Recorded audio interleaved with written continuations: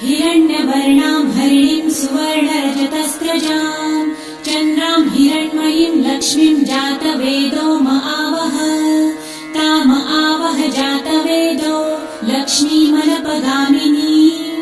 यस्यां हिरण्यं विन्देयं गामश्वं पुरुषानहम्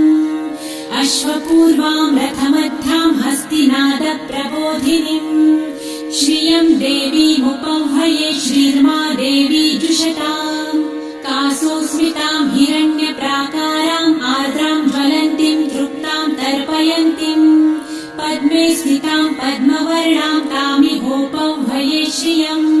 चन्द्रां प्रभासां यशसा ज्वलन्तीं श्रियं लोके देवजुष्टामुदारां तां पद्मिनीं शरणमहं प्रपद्ये लक्ष्मीर्मे नश्यतां त्वां वृणे आदित्यवर्णां